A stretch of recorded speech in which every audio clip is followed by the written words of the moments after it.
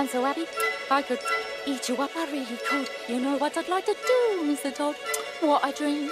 If the business stays as good, where I'd really like to go in a year or so. Don't you want to know? Of course. Do you really want to know? Yes, I do.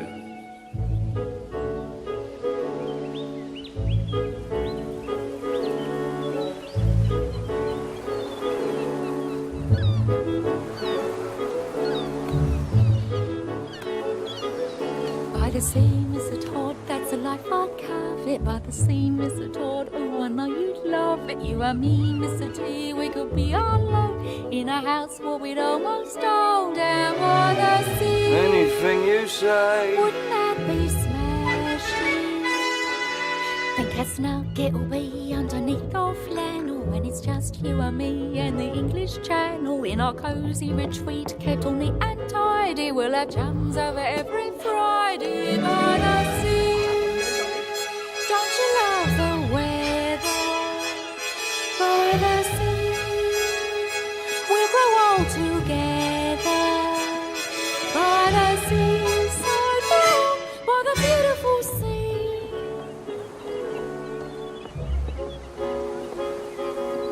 It'll be so quiet, they'd all come by it, except a seagull. Oh, oh, we shouldn't try it though till it's legal for two.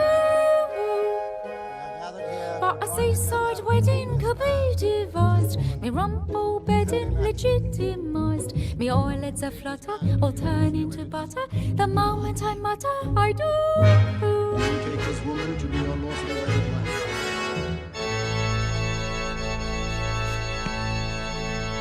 You may kiss your bride.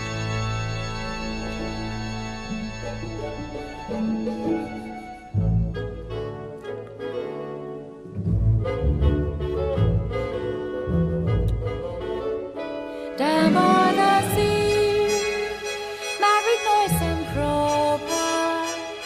By the sea, bring along your chopper to the seaside by the beautiful sea.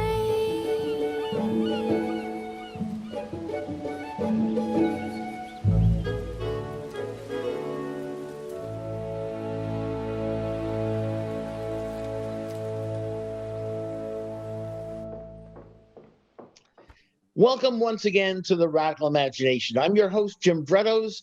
I'm a sociologist who's taught at John Jay College and Yeshiva University here in New York City.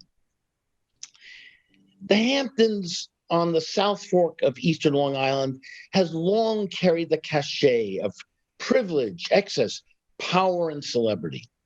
An international mecca and playground for the mega mansions of the rich and famous, designed to be seen and envied.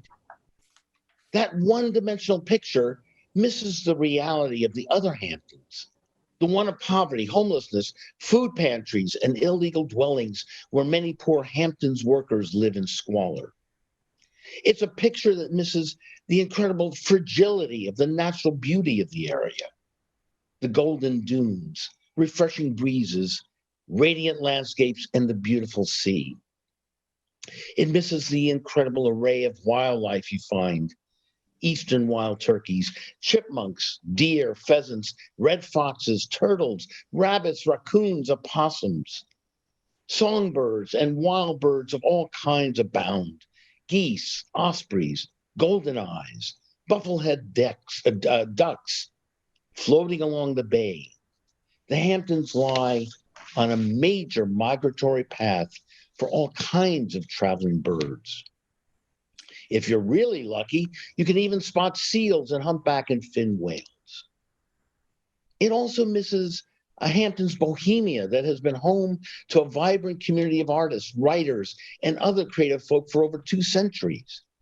It was here that Winslow Homer painted bathers and strollers on ocean beaches. Lee Krasner, Jackson Pollock, William de Kooning, and others from the New York School of Abstract Impressionists came to paint here in what they considered to be some of the best natural light in the world. It was also here that writers like Melville, Whitman, Steinbeck, Fitzgerald, and later Albee, Capote, Matheson, Doctorow, Plimpton, Vonnegut, Heller, and Leonard Wilson all honed their craft. Our guest on the Radical Imagination today carries on that progressive creative wave in the Hamptons. Kathryn Szoka is an ardent naturalist, author, and co-owner of Canio's books, and she's sitting right in front of Canio's books right now. And in the village of Sag Harbor in East Hampton, she's a freelance photographer, renowned for her Vanishing Landscape series that's a compelling chronicle of the Hamptons as a community in transition. Her photo essays use landscape imagery as metaphors to capture the growing narcissism of luxury development, racial tension, and social inequities in the Hamptons. It's played out and symbolized in the often hidden faces and lives of refugees, low-income workers, immigrants, and minorities struggling to survive as they're pushed to the margins. The photos also focus on the beauty of a stunning environment and land struggling to retain its endangered farming and rural heritage. Canio's books will be celebrating its 40th birthday this month as the beloved independent bookstore that has come to be the center for the progressive wave community in the Hamptons. As Kathryn puts it, we're feeling the love. And we're feeling the love too, Kathryn. It's so great to have you here. We love the store. We want to talk to you about your life out there and the creative bohemian community, Canio's books, and what it's the alternative Hamptons in a sense that you so beautifully represent. So welcome, Kathryn, to the show. Thank you, Jim. Thank you. I really appreciate the opportunity to talk with you today about a lot of different things. Absolutely. It's really important. So let's start with the bookstore, perhaps, and your work, which tries to combine the concern for environment, to get people to perceive the growing inequities, racial class tensions out there. Tell us a little about all that you've been working with and on for the past several decades. That's a lot, but let me just start by saying that I consider that Canio's lives, and anyone who's out here lives on the east end of Long Island and not in the Hamptons. The Hamptons is a fictive location created by the real estate industry. And I just want to put that out there because you use that expression quite frequently. I like to say and refer to it as the east end of Long Island. But the Canio's bookstore has been there for 40 years. And in that, I have not been there that long. My partner, Marianne Calendrell, and I have only been there 21 years. And we've seen lots of changes in the area in those 21 years. But the store started at a time when Sag Harbor didn't have a lot of literary commercial ventures or commercial outlets. And so Canio Pavone started the store in 1980, and it immediately became a magnet for the creative people that were living out on the East End. What I'd like to believe is that over time, when Marianne and I took over, we extended that welcome to people. Not that it wasn't always welcome to anybody in the community, but because we're both ardent naturalists and because we're also social justice advocates, we opened the store to become more of a home for people to talk about whether it's nature or whether it's social justice, racial justice issues that have become front and center to who Canio's is and what we do. Just one simple example, actually two. Number one, Racial Justice East End is an organization that we co-founded with the Temple in Sag Harbor, with the Unitarian Universalist Congregation, with the Child Care Center down the Turnpike. And it's an organization that sponsors book readings and film discussions on the subject of racial justice. So we've read The New Jim Crow, we've read Just Mercy, Faraway Brothers, we've screened 13th, Harvest of Empire. So it's a way for us to open up discussion with a mixed community, on issues that are really very important to us. And then the second thing I'd like to mention, you talked a lot about waxing very sort of almost Whitman-esque about the East End natural landscape. There is a vibrant organization called LINO, the Long Island Nature Organization, that meets every year, and they're naturalists all throughout Long Island, not just on the East End. They discuss their work, their research on what John Turner, who comes from Stony Brook University, has written about in his book called The Other Island, which is the natural island. So just wanting to kind of have like almost three pivot points for Canio's: creativity, which is absolutely essential to any endeavor, and literary artistic creativity, social justice, and the natural environment. So I don't know if that answers your question, but that's a bit of what we do here. No, it gets us started, and your point is well taken. We will refer to it's the East End. It's the East End of Long Island. I'm fine, really, but you can't help but mention. It's very important to make that distinction. I really do. I really do mean that. And I've known for a while that I've been out there for several years myself. I'm a city guy, but we're able to spend considerable amount of time out there. And as you know, I've been also active and interested in progressive politics out there. I know that you supported the benefit that we had with Reverend William Barber, and it's a couple of summers ago, I guess, was. And so it's so very important to throw this out, to make sure that people understand there is so much going on out there, and it is such a beautiful, beautiful environment. Your photographs really capture so much of that in transition. Let's start there. You call your work the East End in transition. What do you mean by that? How do you try to express that in your work? What is the transition you're referring to? Well, what I'm actually referring to is I consider myself a photographer of communities in transition. Right. And so over the course of my photographic career, I have a number of essays that I have worked on.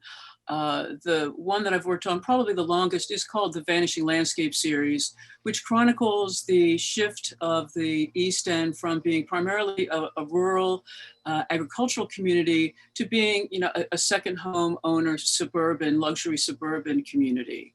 But I've also photographed the African-American community in Bridgehampton for the museum, because their archive really didn't reflect the fact that there is this thriving Black community that's been there for a century as the backbone of the community. So I photographed them, and they're now under that community is under stress, the development stress, as people are leaving the community due to development pressure.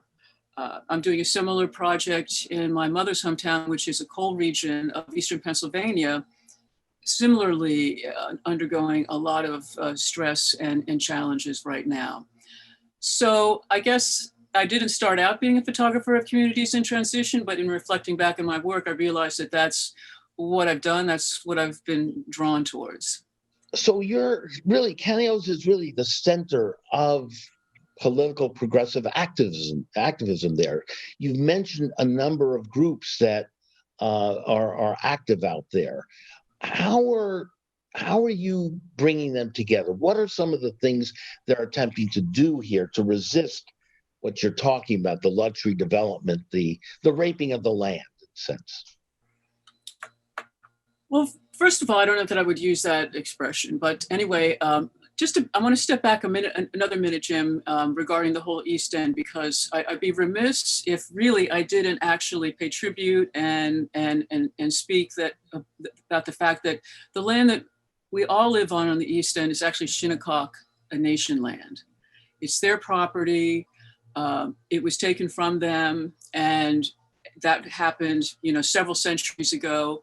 Right now, the Shinnecocks have a solidarity camp throughout the month of November to draw attention to the fact that the land has been stolen from them. So I just wanted to further contextualize the whole idea of what is this land? And this land is Shinnecock. We're graced to live here because the Shinnecock Nation were basically the shepherds and shepherdesses of it for millennia before we were here. But now pivoting to the whole progressive movement on the East End, there's a vibrant, year-round community that's working on lots of issues across the board, from the environment to social and racial justice issues. The group that I'm involved with is called PEER, and PEER is an acronym for Progressive East End Reformers. The group's been active now for 5 years. We really grew out of the presidential campaign of Bernie Sanders back in 2015. And we continued our work once he was no longer a candidate and turned into PEER. And we are now a chapter of the statewide organization, the New York Progressive Action Network. So on Long Island, there's at least 2 other chapters of the New York, of NIPAN, that's what they call themselves, NIPAN. One just further to our west called the Long Island Activists, and one on the North Fork. So you can see by those 3 organizations that there is a progressive community on Long Island, but that's just the tip of the iceberg. There are a lot of other communities out here, a lot of organizations out here that work tirelessly for different issues. There's OLA of Eastern Long Island that works on immigration issues, and SEPA Mujer as well. There's NISI, Neighbors in Support of Immigrants. Those are really focused primarily on immigrant issues. And, as we do with Canio's partnering with a lot of different organizations, PEER partners with a lot of different organizations on social justice and political things in order to affect positive change.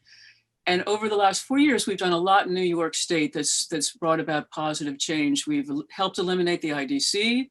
We have passed green light legislation for immigrants, and we've done a lot of work on voter reform. One of the benefits was early voting. We all got to vote early, right? This past, election, and that was a benefit. So those are some of the things. I'm not sure if that's getting at what you're looking at, but please. It is. It's alerting us to the fact that Indigenous people and migrants and low-income workers are the backbone of the community and are often misused, exploited, ignored. So it's very important to have that sort of narrative that we're having. Now, again, with the artistic community, how has your work been received in the area, in the region? How is it impacted as well? Because art and music and the creative ways of expressing are so important in creating new narratives. So do you see that happening?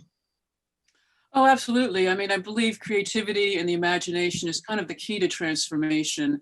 I think it's always, it's a good avenue to reach people's hearts through art, through literature, as opposed to just, plain political advocacy. So I've been very gratified by the reception of the Vanishing Landscape series over the years, and have worked really kind of hand in glove with a lot of environmental organizations who have seen it as a great way for them to tell their story, which is to try to protect the environment. So I've given numerous presentations. I've had many different shows of the Vanishing Landscape series as a way of allowing people to see the environment that they live in that they maybe rarely pay attention to. And really the challenge and the goal of all artists is to look with like really fresh eyes at what's in front of them in order to be able to reflect that back to the broader audience of people in the community. And so the Vanishing Landscapes, simply by identifying the body of work as Vanishing Landscapes, essentially opened up the ability to look at the work through multiple prisms. Number one, I feel that the work is aesthetically quite beautiful, but then two, the Vanishing Landscapes title allows people to be aware of the fact of the fragility of it and the fact that it is something that needs to be protected and to take note of that. So I'm happy with that. And then I'm going to pivot from Vanishing Landscapes because you'll show some of these at the end of this show. But over the course of my photographic career, I have struggled to figure out a way that's aesthetically compelling with my photographs to be a commentary on the social and environmental changes in our community. For instance, I've done a lot of before and after essays. So I've shown what a field looked like in 1990 before it was developed and what it looks like in 2010 after it was developed. And that makes an immediate impact on people who view it, but it's not as metaphoric as what I have worked on in my series called Witness. And Witness is a series where I photographed wrapped trees in the environment and printed them using an alternative printing technique as a way to try to have a broader discussion among people about what are we doing with our landscapes. It's without seeing them, it may be hard for the audience to really appreciate what I'm talking about. But when you see it, I think you'll realize that it kind of stirs a lot of questions about, are we being aggressively possessive of the landscape? The land that the Shinnecox, of course, thought was free. Now everyone's protecting their particular, rectangle of space, and they're overbuilding. And also the shapes of the wrapped trees do lend themselves to the metaphor of people on the margins. So I think it was quite effective, and I was very pleased with the reception of that as well. Look, there are some extraordinarily powerful people out there, creative people in the arts, music, film, powerful, powerful people who I think would appreciate every word you've just said and love your work, and yet maintain incredibly privileged life out there with unbelievably beautiful and yet pretentious homes.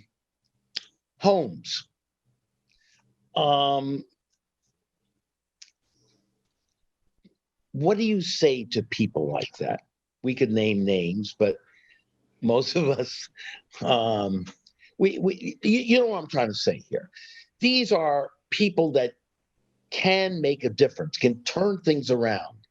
I have to tell you, I was, and I know I didn't talk with you about this. I'm sorry I didn't, but I was working on having Bernie come out there and do a benefit.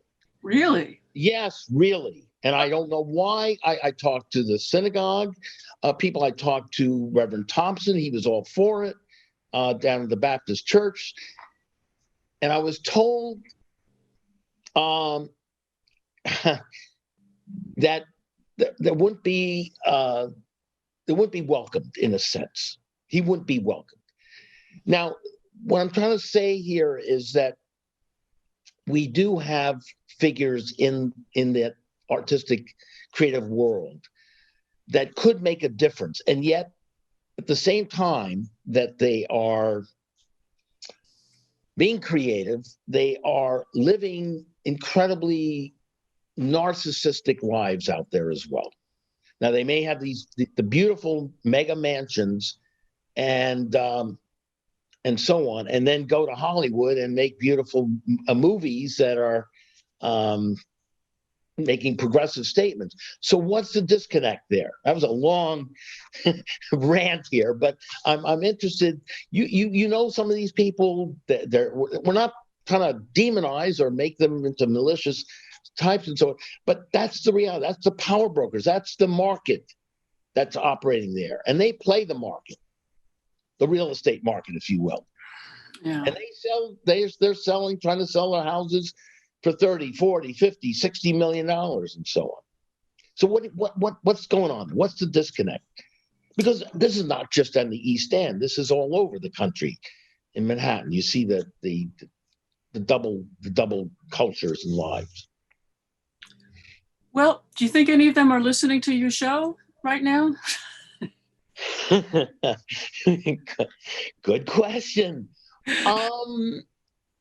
I would hope so. They should. Well, then what I would say, if you're out there and you're listening, I really welcome you to come to Canio's Books and have a conversation and maybe a cup of tea. We are open. We're as long as people wear masks, and we have a limited number of people that can come in. But I think it's about proximity, and it's about community. And I would, to those people who are just vacationing out here, because that's what it sounds like you're describing, people who have second or third or fourth homes, on the East End, that if they need to, I'll say this, the idea that we are separate is absolutely a false illusion. We are all connected. And I would encourage them to really engage more in the community that they're vacationing when they're here, by going to local merchants, number one, or local houses of worship if they do that. And just to get a sense of who lives out here. I mean, we have a very vibrant entrepreneurial and artistic and creative community out here. And if they fancy themselves as creative, then they should really want to get back to what creativity is all about, which is being in community, being open to new experiences, and being proximate to the people that are here. That would be one step that would be welcome. And listen, I know there's a lot of people, I don't know them myself, but who are super wealthy, who are out here and are very generous with their funds in terms of supporting different groups out here. I'll ask them to support our not-for-profit, because Canio's has a not-for-profit to help us maintain this brick and mortar location that we have. It's called Canio's Cultural Cafe. But I know that there's then that disconnect between, they swoop in and they swoop out. But that's any resort community anywhere in the country. And how do you help people have a sense of ethics and community? It's a very worthwhile conversation to have. It is, and your point is well taken. I'm thinking, I did a show with Mary Lee Foster as well, and her beautiful farmstead right in Sagaponack. And there's a number of where many writers I mentioned lived, actors, actresses, so on.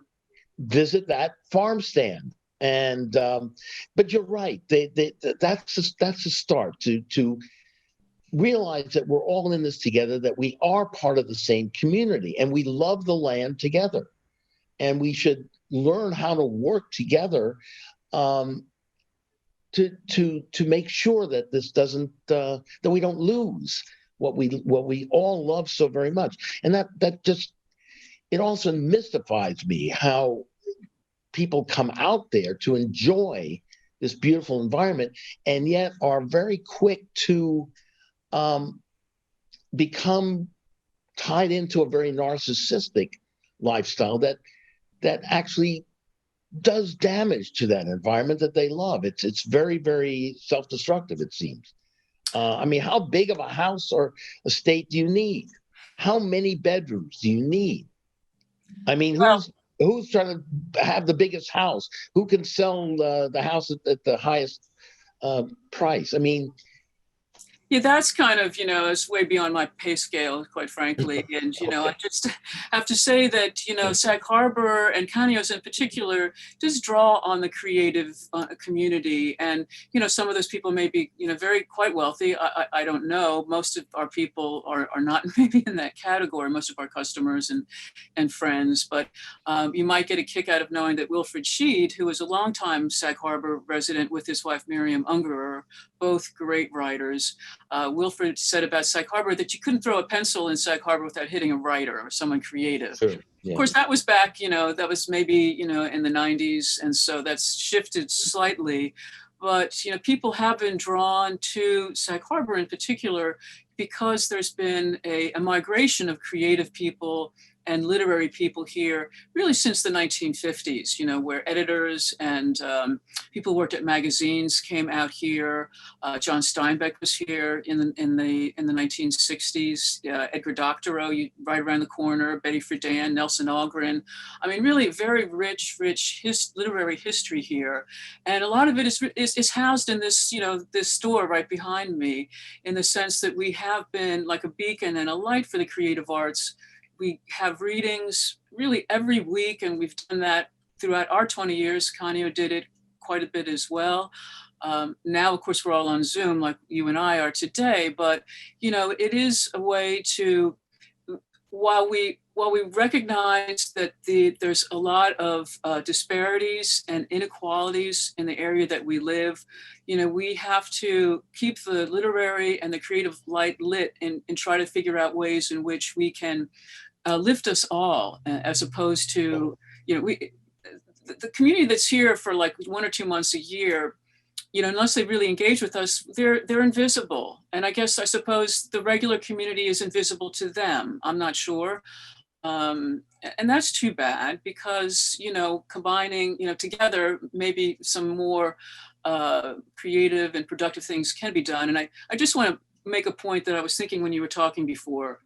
And first of all, my love of the landscape, which started very early on when I first came here and created the Vanishing Landscape series, led me to realize that underlying all of the open farm fields on Scuttle Hole Road, for an example, were already had subdivision maps made out. And I discovered that at the Group for the East End's offices when I went to look at it. And so why do I mention that? I mention that because real estate, as you mentioned, is like a game to a lot of people who come out here. And that game has really pushed so many people in the extremis in terms of needing affordable housing. And so my love of the landscape and creating the photographs that I did led me to understand that not only was the landscape fragile, but the social landscape was fragile. And that led me further into, my community work to be a strong advocate for affordable housing, because there's just so very little of it here. And it's a tougher nut to crack than protecting the environment. And I'm just going to say that. So yeah, no, well put. You're having a 40th birthday. Now, tell us a little about that. How are you going to be celebrating that? How can we participate in that, our audience? Thank you. Thanks for mentioning that. Well, first of all, I'll let the audience know if they know Canio's and they've had an association with it in the past, we welcome you to write a short story. And by a short essay, you don't have to, maybe 200, 500 words, whatever you can, about, let's say, a memory that you had at the store, or to make a short 1 or 2 minute video clip.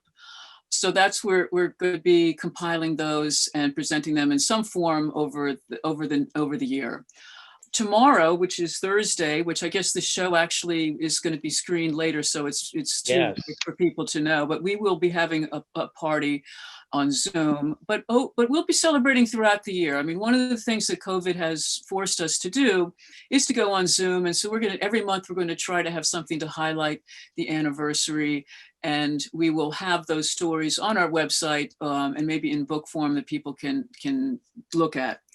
So, and just stop by when they're out and say hello and thank you for being here, and take a look at the artwork we have in the store, and of course the books on the shelves. We have a discriminating selection. And you have this cafe as well, and community supported books. How does that operate? Okay, so 2 things there. The Canio's Cultural Cafe is a 501c3. It's a not-for-profit, it's an educational not-for-profit, and it underwrites all of the programming that we do at the store. It allows people to make donations, it allows us to get grants, it allows us to maintain a brick and mortar presence in an area that has, rising rents and other pressures associated with it. Our CSB program, Community Supported Books, is essentially similar to the CSA, community supported agriculture idea, which is you basically put some seed money into an account, $100, $200, $500, whatever, and then you can just buy books on your account. So you come in, you say, "Oh, I want these books." Right. Walk out the door. We put them down, and you pay on account. So it's just a great way to encourage people to support us and have some loyalty to the bookstore. So people seem to like it, and we're very happy for that. Listen, you are such a magnificent force out there. And New Yorkers, the city people know that we have lost our independent bookstores. There are hardly any around. I have a fond memory as a kid hitchhiking around Europe and landing in Paris at some point, destitute, of course, and being put up for a couple of weeks at Shakespeare and Company books. Wow. Yeah, you probably know, right? And so, these are sorts of right by, Notre Dame. George Whitman, I think he passed on a few years ago, but these are like the lifeblood of the community. They offer experiences and ways of connecting to the community that you're not getting, obviously, at the big the Barnes and Nobles and so on. So it's absolutely vital that places like Canio's books keep active and keep in business. So thank you. We really appreciate the time that you've given us here. I know our audience really appreciates meeting you, and again, I will be dropping by myself as the fall and winter progresses here. Everybody's welcome. Everybody's welcome. Everybody's welcome. And could I just one thing? I know you're just just the fact that independent bookstores throughout the country really are the backbone of democracy and creative and critical thinking, and so that's why they're so very important, especially right now in our body politic. We have a lot of books that help people really understand what's going on and to clear the noise out and to get some clarity. And of course, as we started the discussion, fiction and the arts are really a great way for us all to come together around differences and to really see points of view from another person's shoes. And so that's another reason why independent bookstores are critical. Thank you, Jim. Absolutely. And if I could put a little plug in here too, it keeps the radical imagination going. So thank you so very, very much, Kathryn. It's just pleasure and to see you again, and we will see you again soon out there at the bookstore. Take care and be safe, and everybody follow Canio's books, and let's also celebrate that 40th birthday and many, many, many more to come. Yeah, thank you, Jim. Yeah, like us on Facebook and follow us on Twitter, and be safe. Good holidays to all. Thank you. Same here. Take care. Bye-bye. Bye-bye. Take care.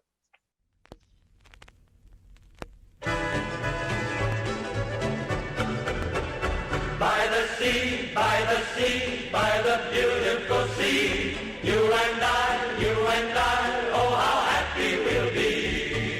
When each wave comes a-rolling in, we will duck or swim, and we'll float and cool around the water, over and under and then up for air.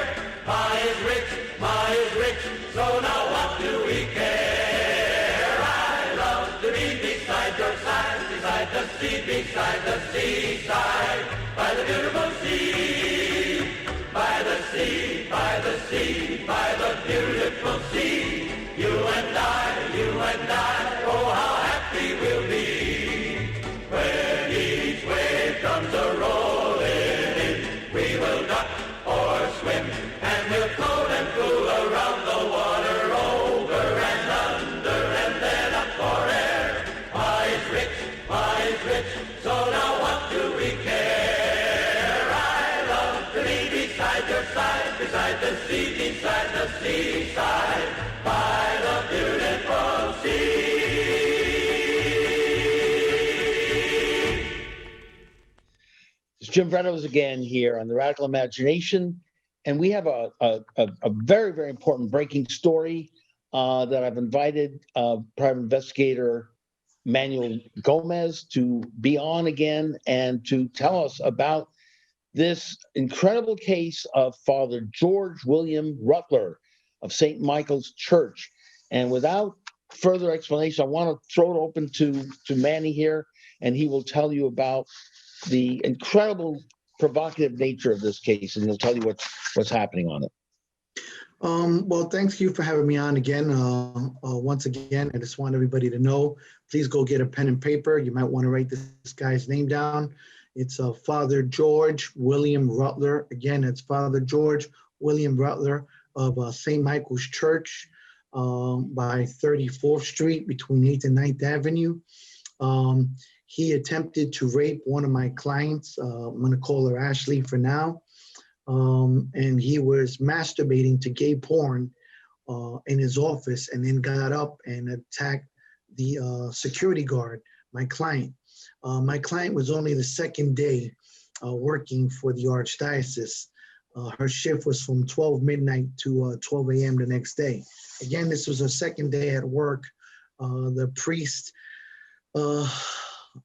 George William, Right, Manny, he was ordained, I should mention, he was ordained in 1980. And he also is a very prominent member of the Eternal Word television network, which is a global Catholic television network. So this is a major figure in the Catholic Church here. So I just wanted well, to... he preaches weekly on the Eternal World Television Network, Right. which preaches to millions globally. Right. Not only that, he was appointed as the Missionary of Mercy by Pope Francis. By the Pope.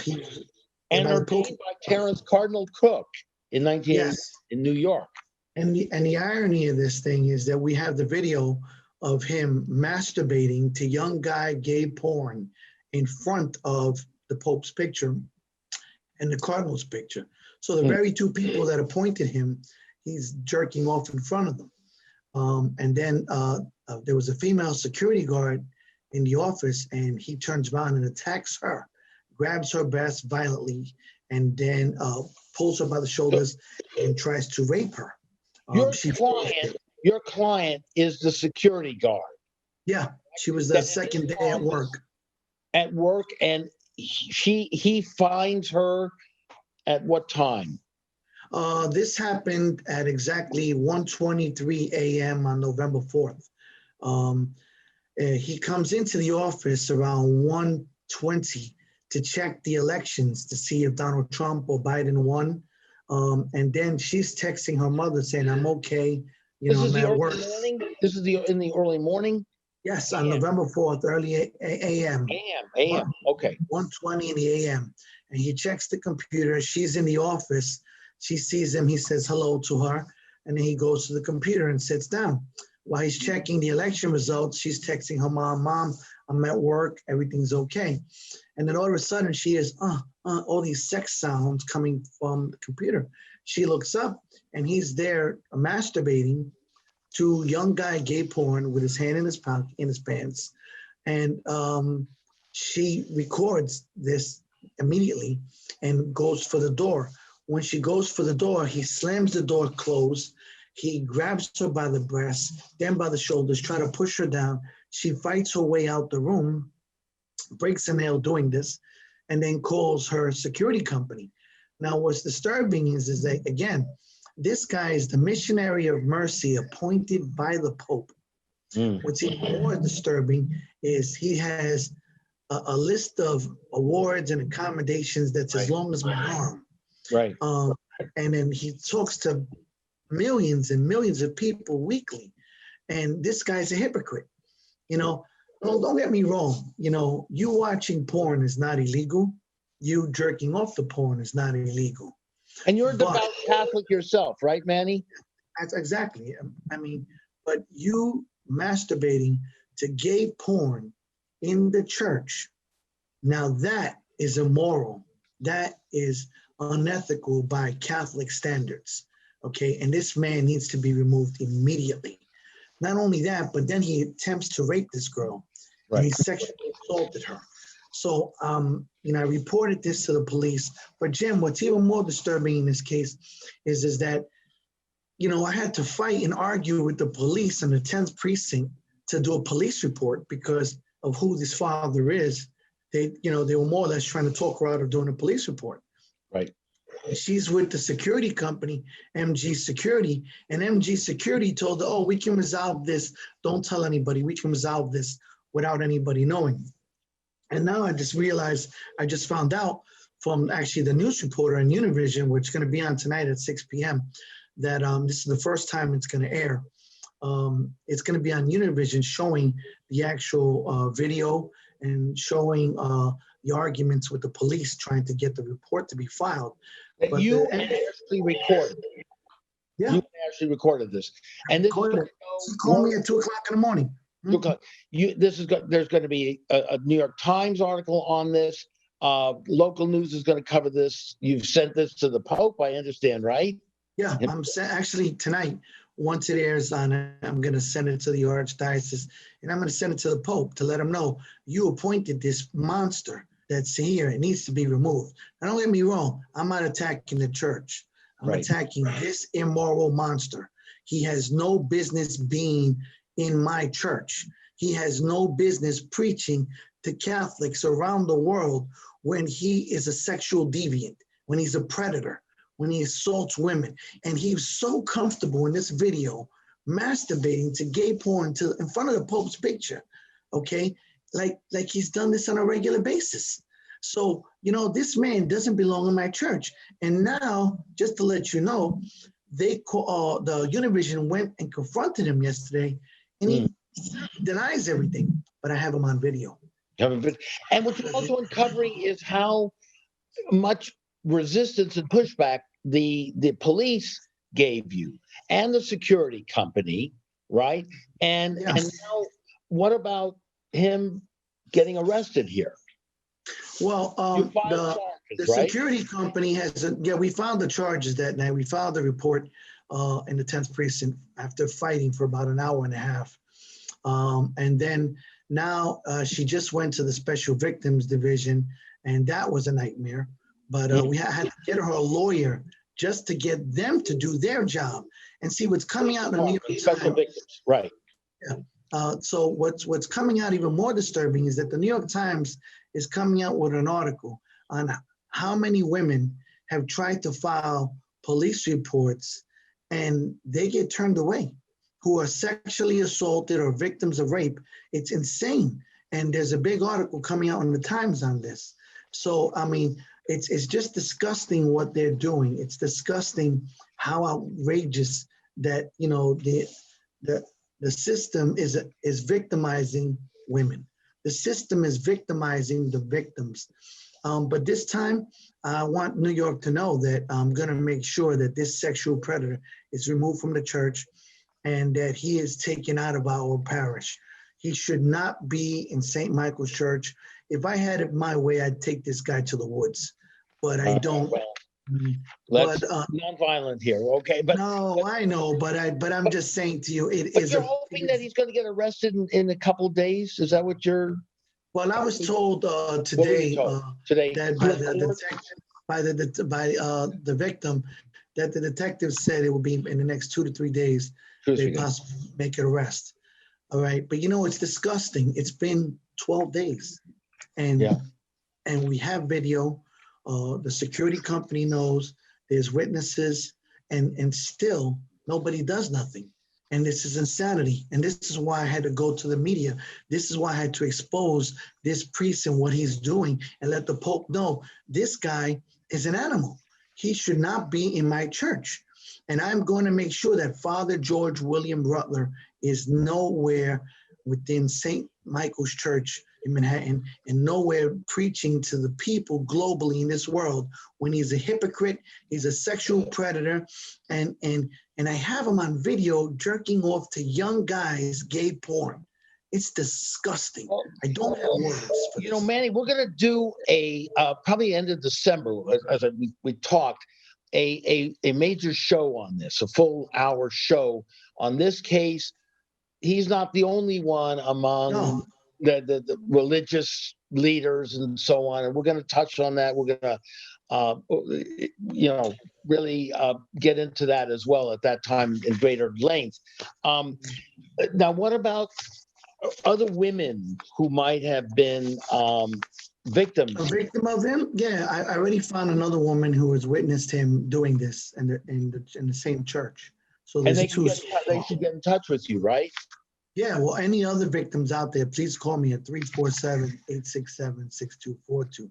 Again, 347-867-6242.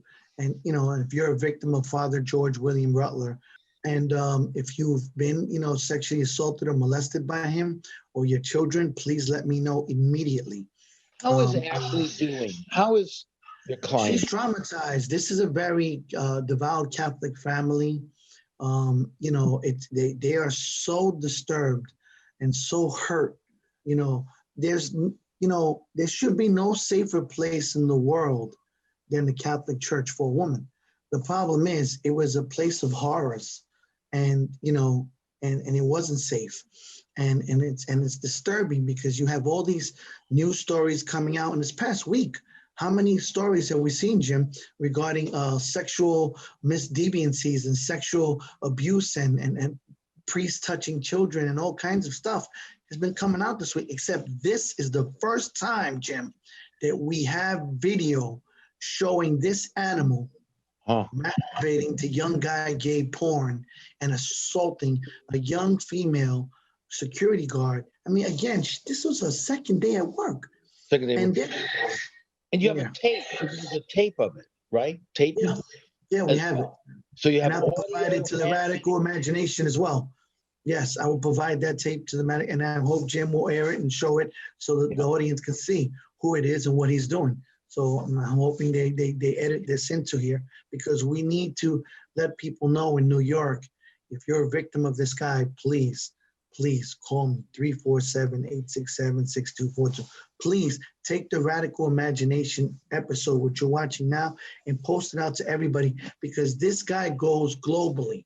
He goes to all these states. And I know when you see the video, how comfortable he was doing this tells me he's been doing it again. He's done it before, without a doubt.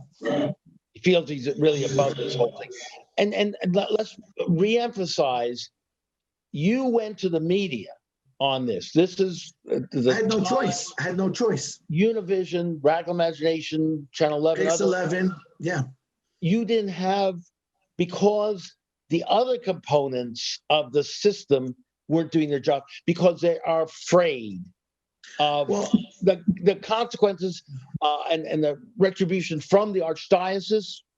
The police are afraid to do their duty, the prosecutors, and so on. So we're dealing with an enormous power structure that keeps these characters in place.